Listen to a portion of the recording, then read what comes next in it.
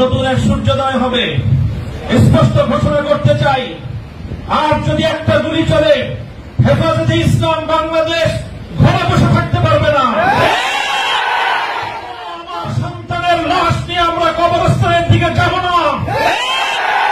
পরবর্তী সন্তানের লাশ কাঁধে আমির হেফাজত ইনশাআল্লাহ রাজপথে যখন নামবেন, টেকনাফ থেকে তেঁতুলিয়া পর্যন্ত পথ ভাঙ্গা সেই গণজোয়ার রুখে দেওয়ার সাধ্য কারো হবে না।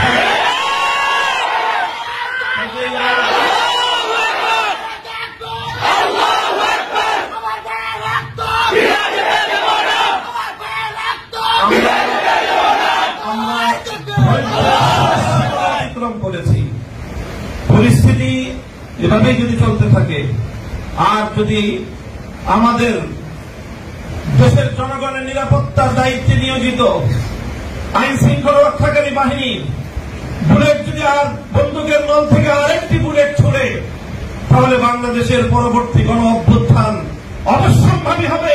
সে অভ্যুত্থান রুখে দিতে কেউ পারবে না। আমরা আল্লাহ পাক রব্বুল আলামিনের কাছে দোয়া করব, যারা বৈষম্যের বিরুদ্ধে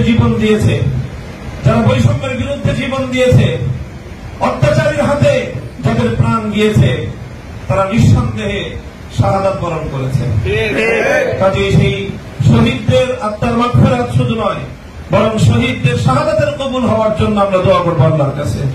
এবং সেই শহীদদের উসিলায় আল্লাহ যেন আমাদের আগামী প্রজন্মকে এভাবে সকল বৈষম্য, জুলুম, অবিচার, অন্যায়ের বিরুদ্ধে রুখে দাঁড়াবার এক অদম্য সাহস যেন আল্লাহ পরবর্তী প্রজন্মের বুকে বুকে দান করেন, সেই দোয়া ইনশাআল্লাহ আমরা করবো।